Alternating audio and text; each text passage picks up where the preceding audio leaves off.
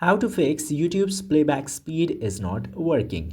Now, if YouTube's playback speed is not working for you, then there might be few fixes for you to follow.